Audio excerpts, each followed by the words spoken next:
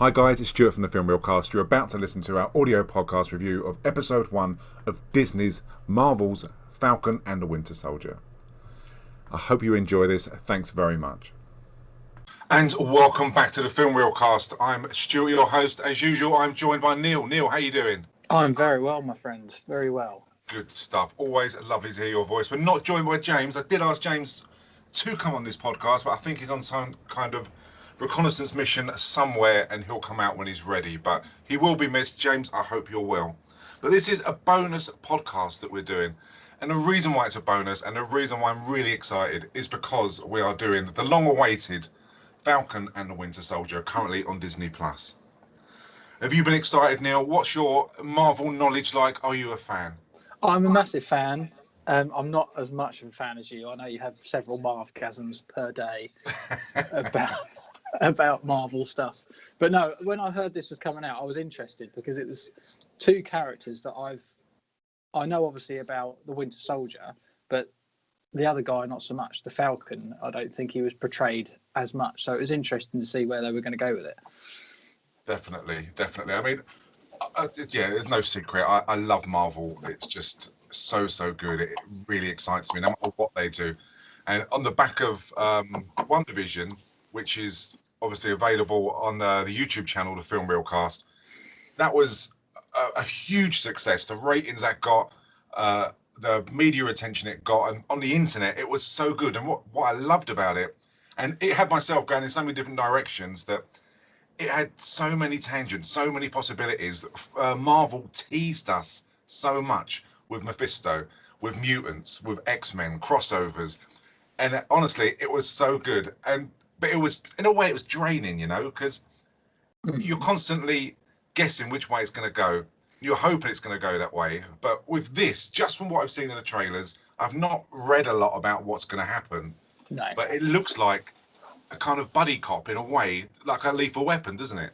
It does, yeah. I mean, we'll get into this one, but it doesn't really go down that line in this particular episode. But yeah, I think that's how it's going to go down. It's interesting, isn't it? Because I know you're really into your Wandavision and you've done obviously all your reviews on it, but it's something that I've never been out of. Just the way they portrayed it, and I know you've spoken to me about this, but there's just something about that show that I just can't bring myself to watch it. No, and I know I've had this conversation with you before, and it's just I don't know the way they advertised it or whatever. It just doesn't tickle my fancy. Yeah. There are kind of two camps to this. That people either love it or they don't like the way it was set up, and they struggled with the kind of 50s, 60s, 70s, and the slapstick situational comedy that it went in. And to be honest, I was like that, and I think if I wasn't as much as a fan as I am, I could have easily stopped watching it and gone back to it every now and then. But I've watched it again since, all the way through, and binge watched all of the episodes. Wow. And it's still very good. And even though you know what's going to happen, it doesn't spoil it.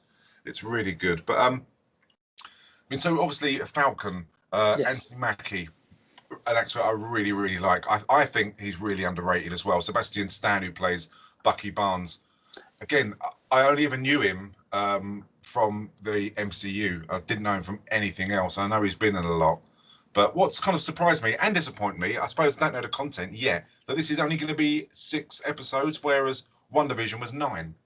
Yeah, I was looking at that. I was surprised it was only 6 episodes. So I found that quite strange considering how many they did. How many did they do for WandaVision in the end? I think they did 9. Went over a course of 8 weeks because they released the first 2 in the first week. Oh, they didn't, did they? Yeah.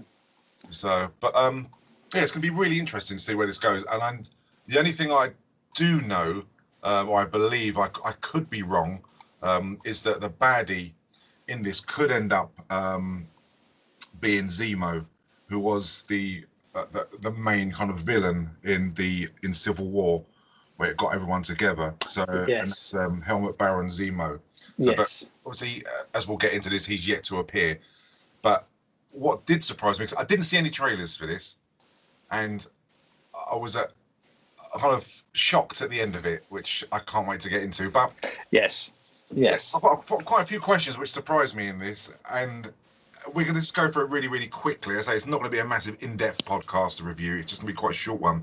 But the start of it was quite kind of like a somber, sad start. You got Sam there with Cap Shield, and I'm still reeling from the effects that we're not going to get Steve Rogers back again. I love Captain America. He's so good. Yeah, he's a massive part of the MCU, isn't he? And he's the proper all-American hero. And it's just confirming that he's gone. He chose his path.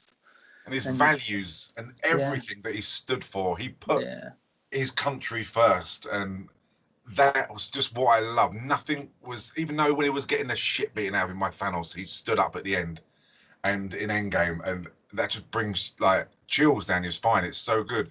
And it's interesting that Sam, knowing Steve Rogers as he did, feels that pressure and feels he can't take up the mantle and can't pick up the shield. It's sad in a way, but it's quite interesting. Yeah, no, definitely. I don't think he doesn't feel like he can ever fill his shoes, does he? He doesn't think he's in the same league as Steve Rogers. So he's never going to take that mantle, or we don't believe he is anyway. No, and we've seen since spoilers from the trailers that you do see him kind of warming up with the shield, practicing throwing the shield, catching it. So we know that somewhere down the line the situation does change. But it starts off with him, and we learn that he's like a hired kind of mercenary for the military in a way, isn't he? And he's after a criminal organisation known as LAF, which I've never heard before. It might be in the comics. I honestly don't know, but that's who he's after. So, I mean, are you a massive comic fan for Marvel at all? Do you have a history of that? No, I don't know. Like I said before, I'm more of a DC comic fan, just because I like the more darkness of it. But so no, I'm a bit of a noob when it comes to sort of the lore around all this sort of stuff. So you must be looking forward to Zack Snyder's version of Justice League, I take it, which is coming out. Yes and no. I'm still a bit funny with the film side of it. Like I said before, I think the MCU really smashed the films out, and I've been a little bit disappointed with the way that DC have done it. I watched Justice League the other day, which was on Sky, and it was enjoyable. Don't get me wrong, it was enjoyable, but I don't know, it just doesn't hit the same heights as MCU. Yeah, it's such a shame that James can't be on this one, because James is a massive Superman fan. He's a massive DC fan, and I know that he'd be furious that he hated Justice League. He hated Batman. He couldn't stand. I know in the Superman films, the Kevin Costner dilemma of when he goes to save his dad, and I think that's what happened, and it's just something like that. Yeah, I mean, I never really liked the films, to be honest. I'm more Marvel side of the fence, but I mean, I know if he'd be here, he'd be shouting out a few expletives now, because he actually can't stand it. So I would love to wind him up and say that James loves it all, and he could listen to this just saying, Stuart, you're so wrong. But yeah, I know let's just say that he loves it. He loves it, yeah. James has got no problems with anything DC have done, which is great.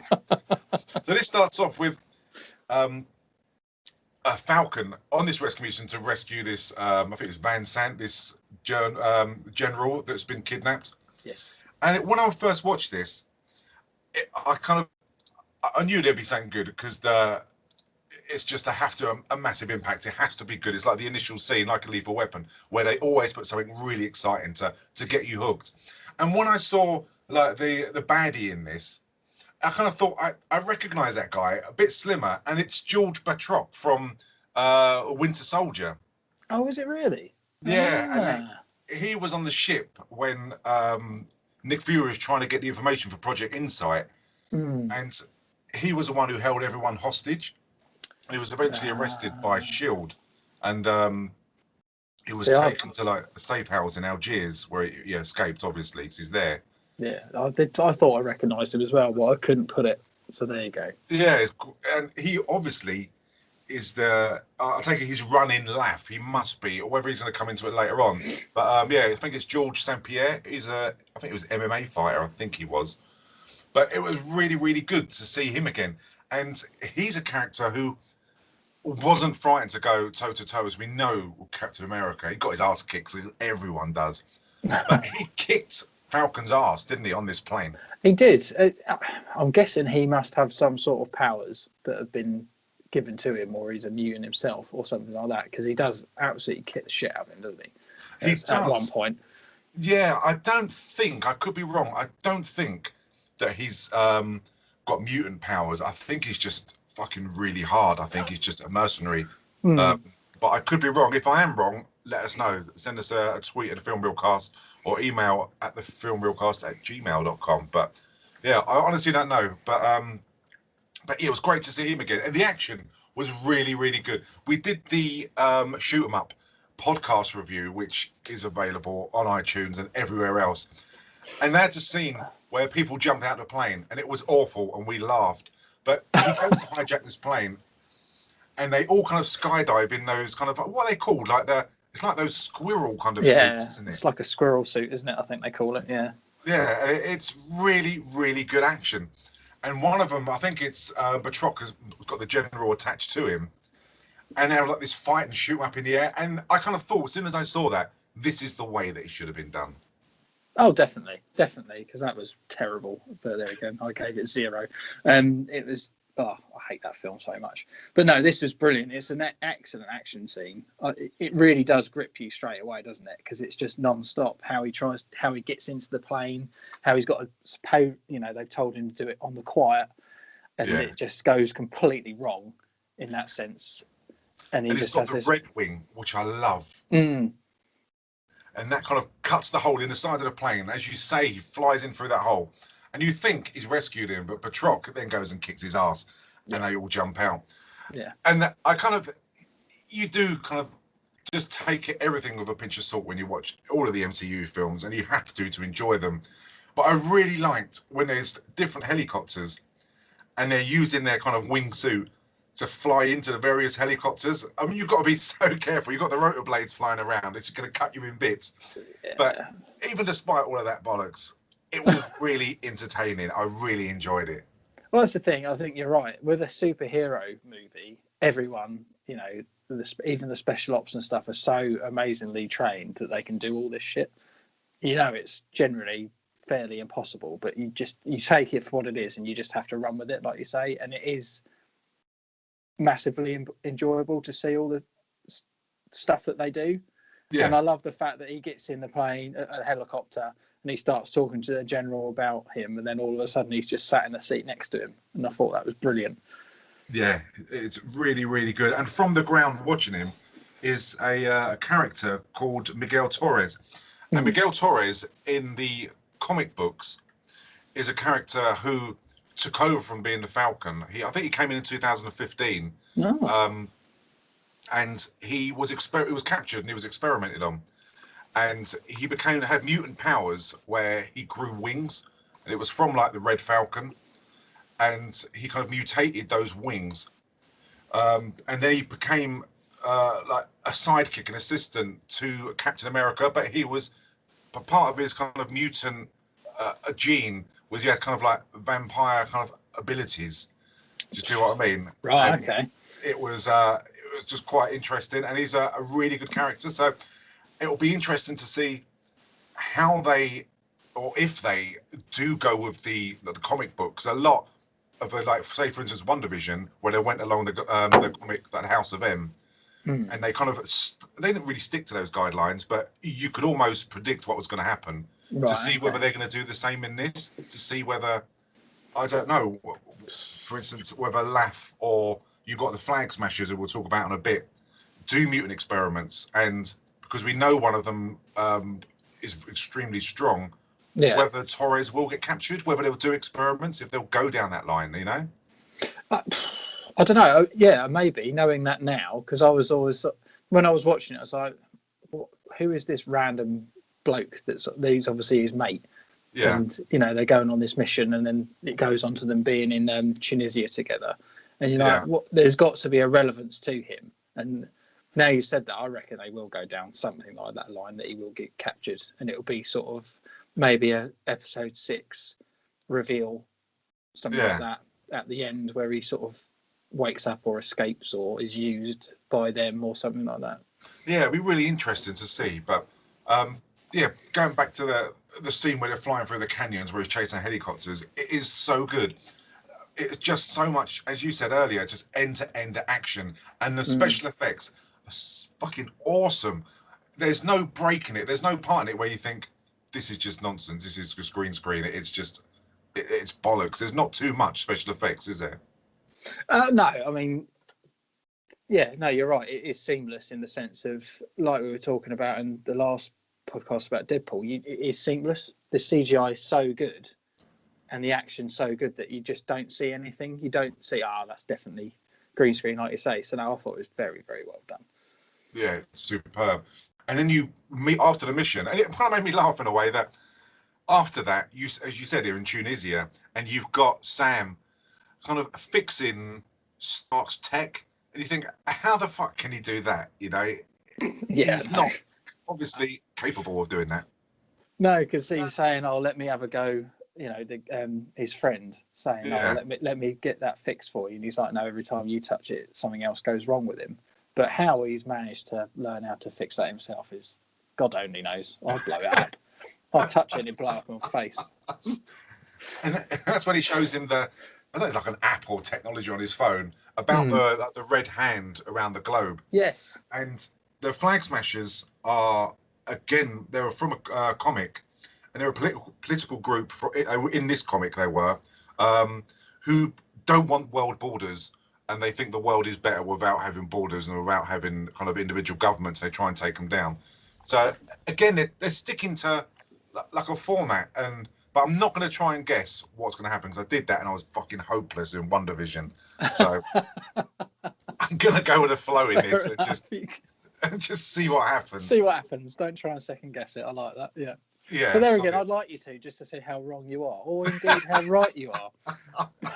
You were first. No, ignore the latter. How wrong I'll be. I think that makes more sense. But you get the impression from this, the conversations they have, that he's really interested in finding out about the Flag Smashers, and Sam's gonna back him up if it does kind of go tits up, which we know it will. And the next part, when they're at the Smithsonian Museum, and it's nice to see Rhodey back again. Don Cheadle, absolutely brilliant.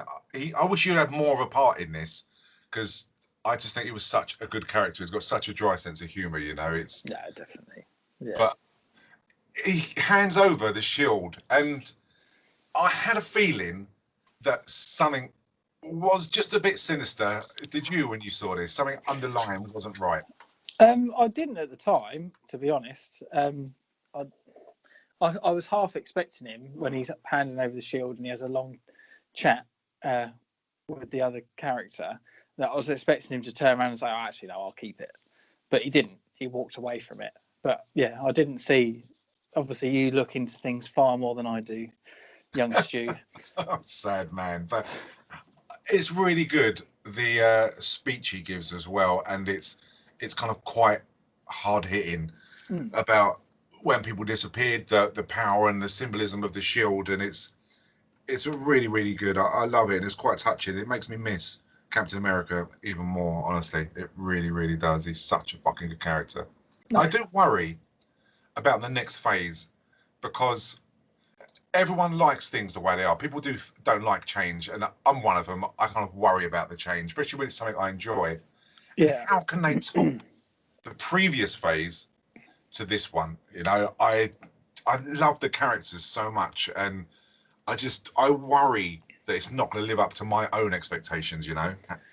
Yeah, I'm surprised they've sort of carried on with it. It's interesting that I know they're doing the Black Widow film, aren't they, and stuff, but I think there's a lot. They've also introduced, haven't they, that Loki, a miniseries for Loki's coming out. Yeah. Which is, I wonder how much of this they're going to do.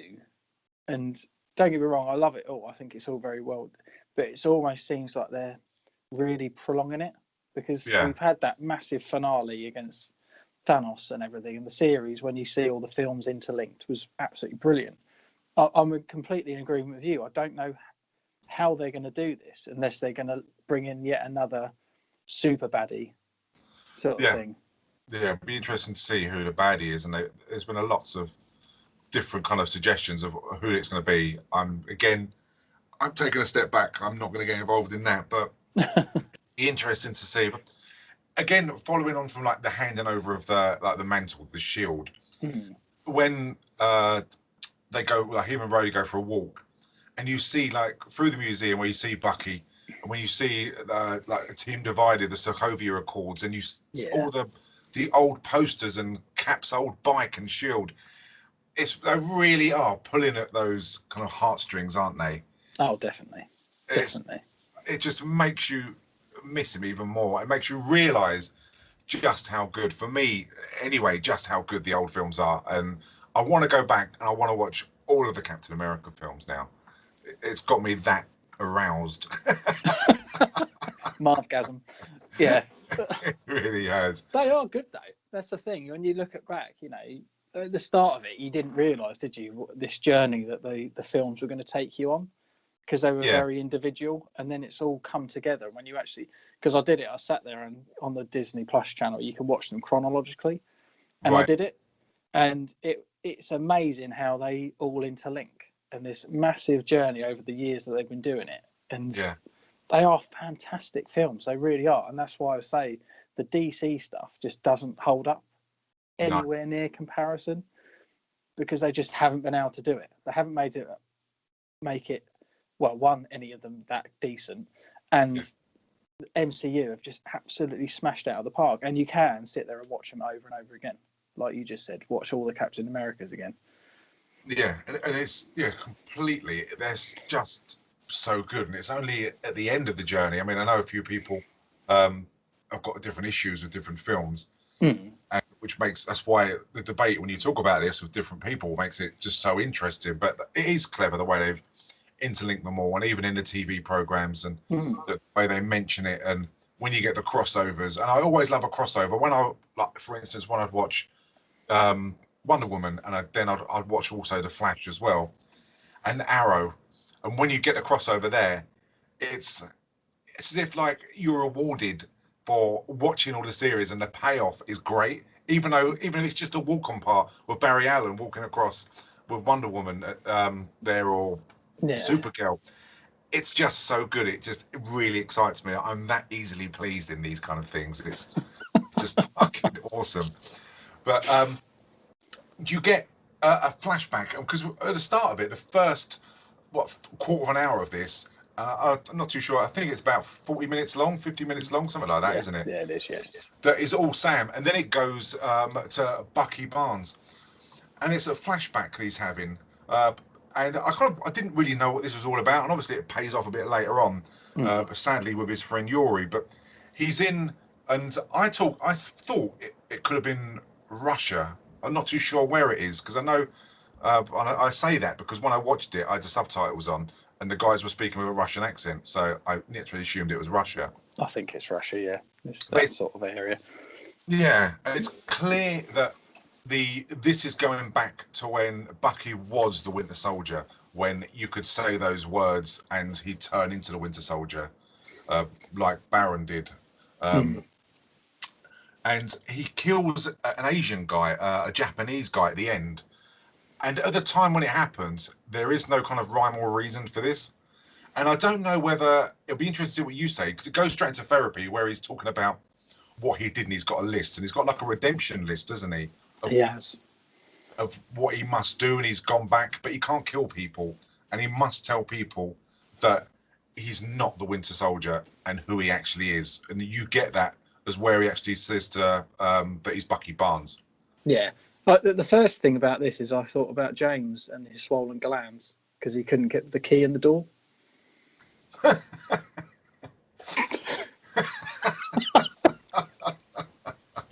That's a call out from our Lethal Weapon 4 podcast, everyone, if you want to know about that. But yeah, so yeah, he kills this guy. He's clearly working for Hydra because he says "Hail Hydra" before he tops him off, and then it goes into the therapy, and it is interesting, obviously, because they're giving him a full pardon, aren't they? But he has to follow certain rules, and he's having nightmares, but he won't admit to the therapist that he's having these nightmares and stuff like that. But it is funny, isn't it? The scene where he's obviously going after his list and he's got that woman and he's completely screwing with her and driving the car with his.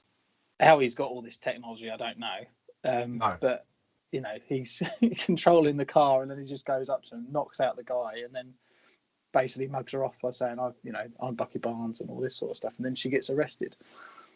Yeah, it's quite interesting that he's choosing to do this, and that they show it. But I suppose it's part of his redemption, and I get from the impression, especially when he's sitting down and he's talking to Yuri, that he's actually retired from the Avengers, that he's no part of them. Is that what you got?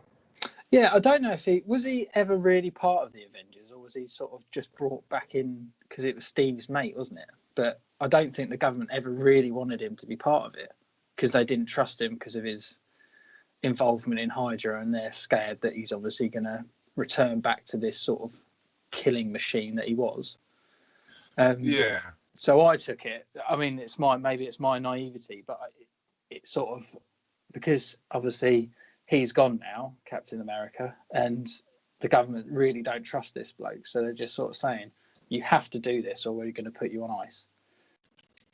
Yeah, because they did say to him that the government need to be kind of sure that you, don't know the information or not going to share the information with anyone else, and that your husband, in a way, your mind's clean, I suppose. Kind of that's what it sounded like they were saying. Yeah. And he has to prove to them each time that his mind is fine and he's not going to go and fucking take everyone out. But I honestly don't know. It seemed quite strange, and then it goes to the flashback, or present day, when he is friends, and she goes on about he hasn't got any friends, but he clearly has only got one friend. And it's the old Japanese guy. I think his name's Yuri, isn't it? I think it is. Yeah, something like that. And then they're in a bar together, and he starts talking, conveniently for the story, thankfully, he starts talking about his son who got murdered, and they don't know why he got murdered, don't know who he got murdered, who killed him, sorry. And it turns out when Bucky's on his date with what's her, I can't remember her fucking name now, but I think her name's Leah. Leah, yeah. Nikki Ishiwaka. She's stunning. She is absolutely beautiful lady. Yeah. Yeah, really, really nice. I do have a couple of issues with this scene, I have to be honest. I love the fact that he's just asked her out and stuff for Bucky, and I thought that was hilarious. But it's just really random that they clearly go to this restaurant every week, don't they? Yeah. But then all of a sudden he sees this food that's on the thing, and he starts getting all upset. It's like, surely you must see that there probably every week. Yeah, it's strange, and the coincidence, the fact that it was Bucky who killed his son, and he kind of has that flashback when they do go on a date, and things do seem to be going really well. And I don't know if she'll be in this later on, whether she's like a sleeper cell agent or not. I honestly don't know whether she'll turn out to be a flag smasher. I don't know, but is it coincidence that out of all the people in the world and all of the missions that he's been on, and he says that he did 90 years of killing various people, that he's friends with him? I don't believe that is a coincidence. That's got to mean something, if you ask me. I don't know what. Yeah, you'd hope it would tie in. Otherwise, it's just quite random, isn't it? Or it's just expressing that, he's sorry for the amount of people he went around killing back in the day, and now it's now affecting him and his life all these years later. I don't know. We'll have to wait and see, won't we? But or whether he's on his list. I didn't really look at his list in detail. Normally you pause these things and look at them. He was on his list, yeah. Oh, right. So that could be that he's ticking him off his list, a part of his conscience, and because he was going to go and tell him, but then he bottled it and just gave him the money. So possibly that's the answer for that. And once he tells him, he'll then go off and no longer be in his life. I don't know. We'll have to wait and see, won't we? We'll see if he ever actually sort of plucks up the courage to say anything, or if he just wants to continue as a friend and all this sort of stuff. Because he doesn't realise that his son or friend was evil, and it was working for Hydra. He just thinks he's some innocent person that was murdered. So it'd be interesting to see, because obviously if he tells him, he'd have to tell him, well, I killed him because of this. And then it'll be the whole thing of, well, I don't believe you. It could go any direction, couldn't it? Yeah, It's his son, isn't it? Yeah. And also the issue, well, it goes back to Sam. He goes to his sister and he sees his nephews and nieces, and they've got the fishing boat, and they've got no money, and they need to rescue this boat and pay for everything for their business. And they go to a bank, and the scene with the bank loan is just quite interesting. The fact they've got no money. I mean, your financials are all over the place. Is there some kind of fund for heroes, or did Stark pay you when he was around? My condolences, by the way. Thank you, but no, it doesn't really work like that. There's a tremendous amount of goodwill, and because of that, people are inclined to help, which applies to the business. Right, but you couldn't have been living off of goodwill this whole time. I don't get what you're going for here. Are you trying to help us or indict us? You have no income over the last 5 years. How can you have income if you don't exist? Sarah. And they talk about the finances with the Avengers. Yeah. And it surprises me that they weren't paid any money. It was donations. Yeah, I know, which is interesting, isn't it? Because, Stark being a multi-billionaire, but I guess why should he pay for everybody? He already bought all their tech and everything. But you'd be surprised the government didn't pay for it. But then there's parts of the film where, all the franchise, isn't there, where they didn't even want the Avengers to be about. So, it's interesting how, it's all donations. It is very interesting. It does, doesn't it? When you've got they save the planet, they save so many lives, they save New York. Yeah. And they weren't paid. And I know when, I can't remember if it was the end of Avengers, maybe, when they're talking about Steve, like, where's he going to live in Queens? And he says, oh, have you seen the house prices in Queens? So they kind of hint to not having infinite money. But as you say, when you've got the government, when you've got Tony Stark, just a kind of endless amounts of money, that he's got no money, he can't even afford. And I know they're going on the blip that he's got no financial history and that they've changed the regulations. I kind of understand that, but you'd think he'd have a nest egg of a fortune from being in the Avengers, and it just seems strange. But they do have a get out about the blip, don't they? They do have the blip thing, which obviously has changed everything, hasn't it? Because millions of people disappeared, then they all reappeared, and it's just the whole world's been turned upside down financially and everything else. But I mean, thinking about Tony Stark, I mean, he was a multi-billionaire, wasn't he? I'm surprised that he didn't leave something for everyone, knowing what they'd done for the world, just to say that this is here's something, because we know you haven't been paid anything. But again, why should he? But it's really really strange. But there again, it leads on to this type of story where they're all amazing people, but they're struggling. So for them, it's not about money, I suppose, is it? No, it's not. It's not about money. Like I say, they did it with a lot of goodwill and knowing that they were the only ones that could do it. So now they're paying the price because they're fucking all skint. Exactly.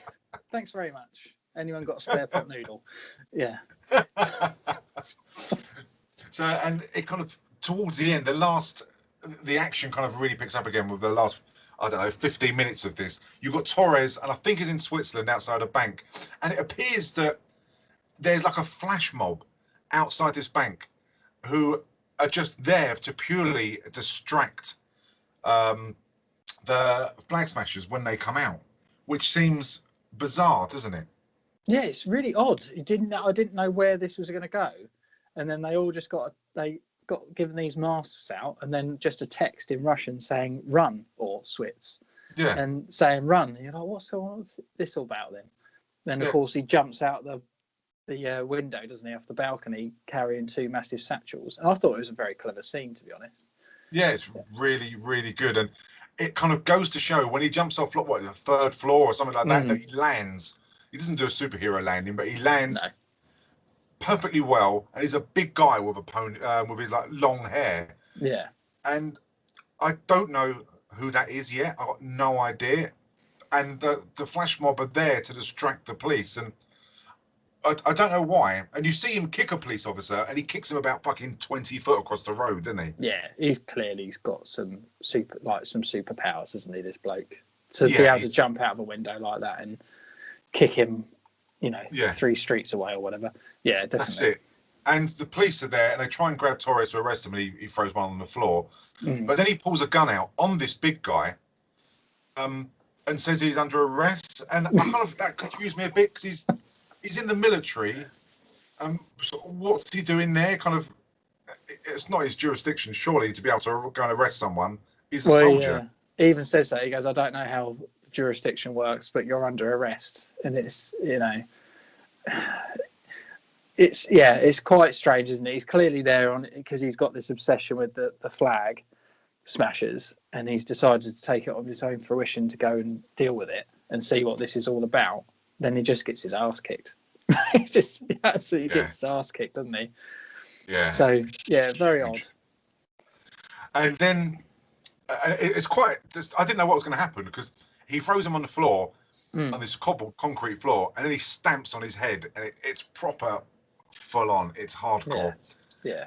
And then he speaks to Sam. He calls him up, and he says to him that he doesn't really know who this person is. But then Sam kind of says something which is a bit controversial, which a massive Marvel tease, which they love to do that again, which kind of got me excited. That he says it can't be, or maybe it is, and he goes, what? And he goes, oh no, nothing, don't worry about it. Like, what are you thinking? And I don't know where he was going with this. He was clearly thinking about some kind of mutant, and I don't know, because we had the scrolls in the last one with Wandavision at the end of it, and they came up, and obviously they were part of Captain Marvel. So I don't know where he's going to go. It'll be interesting to see who he thinks it is. Have you got any ideas? No, at the moment I don't. I sort of recognise it a little bit, if you see what I mean. Something in my head is saying I recognise that sort of mask and bits and bits, but I can't piece it together. So I'm really interested to see where this goes, definitely, to find out who this bad guy is. Yeah, it's going to be really, really interesting. I don't know who they're going to be working for, and I don't know if it'd be interesting if it does actually come back to Batroc, or whether it's something to do with Zemo at all, and whether he's going to come in the next one. But and then the end of this really threw me for different reasons. That he sees on TV that the guy on the Department of Defense gives the shield to, and they announce a new Captain America. Yeah, this is very odd, wasn't it? For a number of reasons. The guy they give it to, it looks like he's very special, doesn't he? He does look like he's been aiming for this his entire life. He wants to be Captain America since he was a small boy. And it looked like World Book Day, and he's dressed up as Captain America because the suit didn't fit him. He just looked well out of his depth. Oh, he did, I just thought, oh, fuck off. And this character, John Walker, again, he's in the comics. And he started off of being Super Patriot. That was his name. And he was a villain. He fought against Captain America. And when Captain America had the shield, he started to question the American values at the time and what everything stood for in America, which we know that he's big on. And he handed the shield over to John Walker. And when John Walker started to take up kind of the Captain America's reign, that he couldn't handle the pressure, the demands of actually being Captain America. And he ended up giving the shield back, because he's a kind of villain that he's more of a character that would fit in. Have you seen is it The Boys on Amazon? No, I've not seen that, no. It's about superheroes who are villains and what villains like superheroes would do. It's really, really good. It's full on. It's got Carl Urban in, who's plays. Yes, I've heard of it, but I've not seen it. Yeah, the guy gets to. It's really good, and he kind of plays a character like that in the comics. That he was more about money and kind of standing, and he couldn't handle the actual values of what it meant to be with Captain America that Steve Rogers did every day. And it's in the West Coast Avengers series of the comics. So again, it'll be interesting to see whether they're going to go down that line of kind of John Walker will have the shield, whether he'll then give it, because we know Sam has the shield at some point, don't we? Yeah, he must get it back at some point. I reckon there's a big face-off between these two. But so, obviously, you know a lot more about this. Does he have any powers himself, or is he just someone that wants to stand for America and all this sort of stuff? So I don't think, I could be wrong. I don't think he does have any powers. No. I honestly don't know, because the West Coast Avengers wasn't a series that I know a man at work who will know the answer to this. That'd be interesting to know. And I'll ask Graham that, but I don't know if he actually, again, I don't know if he did. I could look into it, but I'm sure you would have to. If you're going to be Captain America, you'd need some kind of powers. But again, Sam hasn't, and you see him throwing the shield around. Yeah, so, that's true. That's true. It'd be interesting to see. The guy that actually plays him, Wyatt Russell, looks very different compared to what he looks like in the program. It's quite. Oh, really? He looks horrendous in that outfit. I'll just look God, at I've just seen the picture now. of him. He looks like Grizzly Adams, doesn't he? He does, doesn't he? And then he just, I don't know why he looks so weird. Like in that picture, that he just looks so odd. Of all the pictures on IMDb to have as your profile picture, you choose something where you look homeless. Yeah, that's weird. And then when he's dressed up as Captain America, his ears are sticking out and he's got a really weird smile. Oh, it's weird. Yeah, he just doesn't suit it at all, does he? It does look terrible. It already looks like the suit doesn't suit him, doesn't belong to him. Yeah, you can tell his that's smile, not be on there. It's just fucking awful, isn't it? But as you say, terrible. his ears are sticking out. It's like you could tighten him up. It's ridiculous. It is World Book Day. It is. But Bless his heart. See someone else wearing, and they've changed the A on the suit. To see him wearing that suit angers me in so many different ways. And I know from the trailer they've got the American football scene where he's running out on the field and everyone's cheering, and it's just it's so wrong. And I can't wait to see what's going to happen of how he gives out that shield. If it'll be the comic book way, the pressure, or whether it's just going to be a baddie, or whether Zemo's going to get to him, or Batroc's going to get to him and turn him. You know. I hope someone just kicks the shit out of him and he just turns around and I can't do this. Yeah. I'm not Captain America. As much as I want to be him, I can't be him because I'm a massive pussy. That's what I hope happens. But Sam's going to get that shield back. I don't know why. All the other Avengers just don't come in and say, fuck off, you're not having that shield. Yeah, you're not fit to wear his suit, and your ears stick out, and we're having it back. Yeah, oi, wingnut. Put that back. But yeah, it'll be really, really interesting to see. So, and obviously that's the cliffhanger. That's where it ends. It gives that a kind of a crummy wink, and that's it. But for me, really good episode, really exciting. There's going to be no theories and twists like Wandavision on this, which I'm pleased about. But I loved it. I really, really enjoyed it. I did too. I thought it was really well done, and it's nice that they're painting the picture of the two characters separately. They haven't even met at all yet, have they? So it's going to be really interesting to see how they come together. Because in the films, correct me if I'm wrong, you don't really see them together in that either. So it'll be really interesting to see how they come together, and all of a sudden, they get involved in this criminal world with, obviously, I'm guessing it'll be the Flag Smashers, and we find out who that guy is in the mask. Yeah. So it's going to be really good. I'm really looking forward to the next one. Yeah, there's so much. It's very, very exciting times at the moment. So definitely. I think when this goes, Loki's obviously going to be out, and it's just going to be. There's so much to look forward to. It's brilliant. I love it. I really do. So that was Falcon and the Winter Soldier, and we've already discussed. I mean, James is going to be working, sadly. So we decided to do what film, Neil? Rush Hour. We're going to be doing the Rush Hour series next. Oh, so good. And then after that, I know James is really keen to do Terminator series. So that's two huge franchises that we're going to do, which I'm so buzzing about. It's brilliant. Rush Hour is so good. Oh, it is. And it's another buddy cop film, but very different to, obviously, Lethal Weapon in the way it's done. But yeah, I cannot wait to get my teeth into that. Exactly. So yeah, we'll be doing that. That will be out during the week, and that will definitely be out by, I'd say, Thursday. So yeah, everyone subscribe and you won't miss an episode. This one will be out within the next half an hour because I just love it. Bless you. Excellent stuff. Well, thanks everyone for listening. Go to YouTube, go to the Film Reelcast, and there are loads and loads of videos on there. Go on Android, go to Apple, the Film Reelcast, and there's 125 different reviews, I think, now. So there's so much choice, and it's all free, and it's all very entertaining. So thank you, everyone, for listening. I hope you've enjoyed this. I'm Stuart. Neil is lovely. And we'll be back during the week for Rush Hour. Thanks, guys. Take care.